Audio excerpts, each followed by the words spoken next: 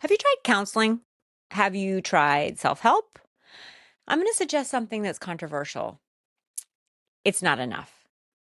And I can say that because I was a counselor and I studied self help and I understand behavior and patterns. I understood trauma. I lived trauma. I understood the language around the helping and healing fields, but I still blew up my life, totally blew up my life. So I'm not saying this from judgment. I'm saying it from lived experience. Counseling can help. Self-help can help. Psychology can give us language. Neuroscience can give us frameworks and explain what's going on in our brain. But none of those things were ever meant to be the anchor. They can inform us, but it's not enough. They can help us see, but then they can't become our Lord. And that's where I had to be honest. I didn't just need more information. I needed surrender. I needed the Lord. I needed God to reveal what was really driving me, to reset what had become distorted, to renew my mind with his truth, to restore what I could not fix in my own strength. Information is not transformation. One of the biggest traps we believe is that if we can explain something, we can overcome it. Explain is not overcame. Explanation is not freedom. You can understand a pattern, but still repeat it. You can understand the wound and still react from it. You can understand coping skills and still respond in unhealthy ways. You can understand why you're anxious and still let anxiety lead you. The danger of information is it's not transformation. It gives us language, but doesn't set us free. It gives us insight, but not obedience. It gives us awareness, but not surrender. That's the missing piece. I had tools, I had the language, I had the knowledge, but I wasn't anchored. Psychology is just a tool. It's not a foundation. I want to be super clear. It's a tool. I'm not against therapy. I'm not against psychology. I'm not against neuroscience. I use all those things in my teachings. But although we have the language, the support, the structure, and understanding, we're never meant to just put everything on that. It's not our identity. Psychology can help reveal the patterns. It can help us name our pain. It can help us understand behavior. It can help us to have better responses. But psychology can't tell us who we are in Christ. It can't restore our souls. It can't carry the full weight and burden. It doesn't give us value. It doesn't give us purpose and calling. When psychology becomes the foundation instead of just a tool, we can become really good at explaining our pain while still living from it. And I think that's what's happening to a lot of people around me right now. We're well informed, we're self aware, we have the language, but we're still exhausted, anxious, reactive, offended, afraid, stuck. Because the tool is never meant to be the savior. Neuroscience can describe renewal, but it can't replace the renewer. I love learning about the brain. I love understanding thought patterns. I love studying habits and behavior change and responses. And I love all that. But neuroscience is not God. It may be able to describe part of what happens when we renew our mind, like neuroplasticity, but it doesn't replace the one who renews us. Romans 12:2 does not say, be transformed by self-awareness. It says, be transformed by the renewing of your mind. And that biblical renewal is not just positive thinking. It's not just mindset work. It's not just emotional regulation. It's not just learning better. It's not just studying more. It's not just more information. True renewal is not just information. It's not just replacing the lies. It's surrender. It's the Holy Spirit doing the deeper work that self-help cannot do. It can't reach.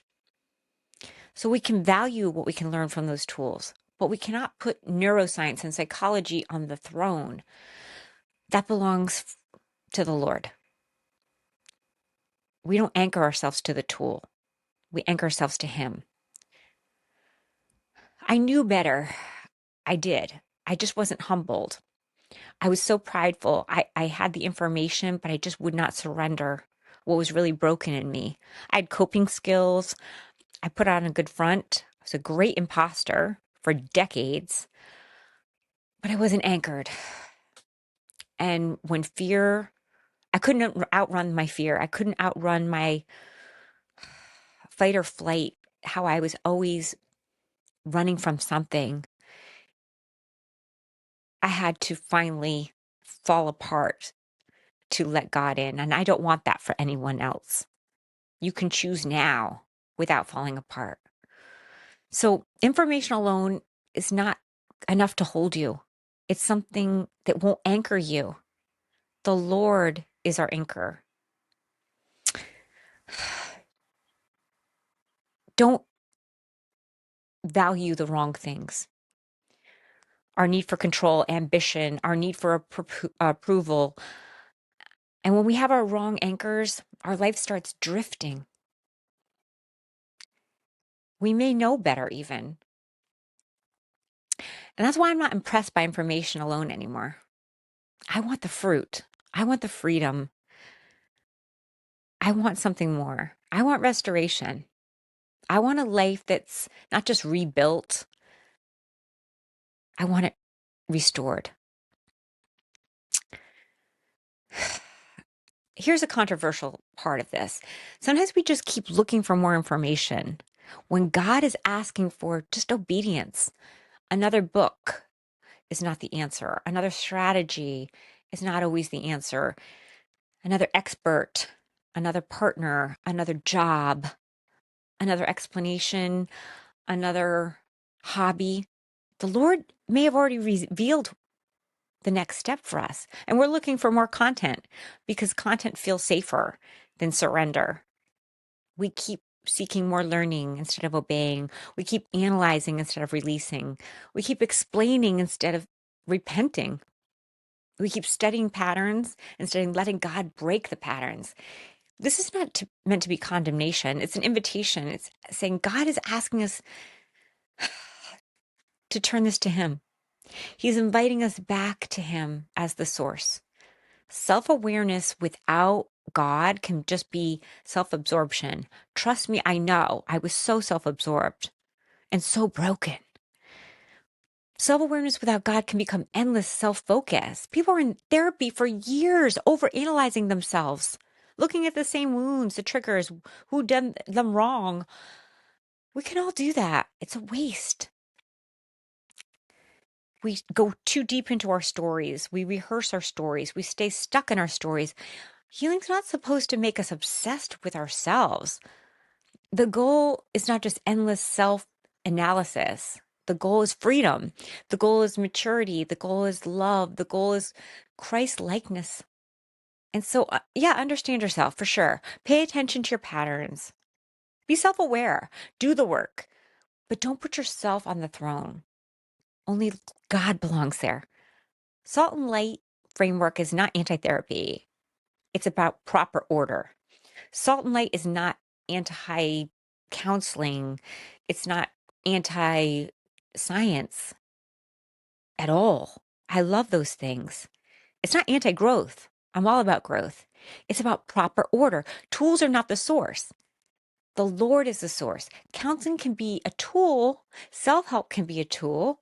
Journaling, fitness, breath work, meditation, community involvement, education, all those things are great, but they're not our source. We end up striving again. Just a lot of activity, a lot of language, a lot of insight, a lot of effort, but not necessarily transformation or revelation. The tools only find their proper place when you put God first. Reveal is the heart of salt and light. Reveal, reset, renew, restore. Woo. We need to see what's really going on. That's the revealing, not just the behavior, really looking through a different lens, not just reacting, looking at the root, looking at what's really driving us. God reveals where the fear has become familiar. God reveals where control has become our comfort. He reveals where the pain has become part of our identity. And the revealing is not to shame us, it's to set us free. Because what stays hidden and in the dark, not brought to light, that can't be healed. It can't be transformed in the dark. When we reset, we stop agreeing with old patterns. We stop calling dysfunction normal. We stop letting fear, pride, insecurity, control drive us. We reset what we've been rehearsing. We reset what we have been believing. We reset what we have been tolerating. We reset what we have been using to cope. This is where we have to be so honest, painfully honest. We don't need more explanation. We need to stop partnering with a pattern. We need to stop protecting what God is trying to heal. We need to stop defending what keeps us stuck. Reset is not always comfortable, but it's necessary. Next is renew. We need to renew. We need to allow the word of God, the truth of God, and the spirit of God to renew our thinking, our identity, our habits, our desires, and our responses. This isn't just repeating positive affirmations. It's not just trying to be more optimistic. It's not pretending that everything is fine. Renewal is allowing God's truth to become louder than the lies. It's replacing the lies with truth. It's replacing fear with faith. It's replacing striving with surrender. It's trusting. It's replacing an old identity with who God says we are. This is where information becomes wisdom. This is where awareness becomes obedience. This is where the mind is not just educated, it's renewed. Next is restore. When we begin to live differently, not perfectly, but differently, we rebuild from truth. We move from survival mode to surrender mode.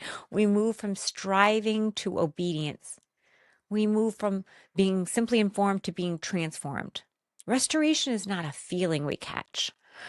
It's living from a different foundation. It's responding differently. It's choosing differently.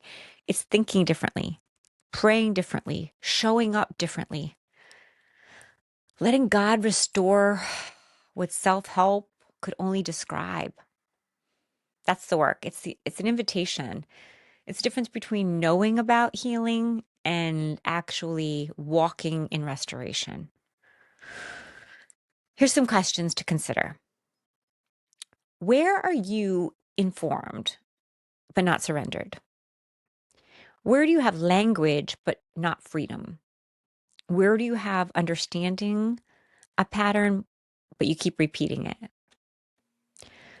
Where have you made counseling, self-help, achievement, control, self-protection, you name it, your anchor?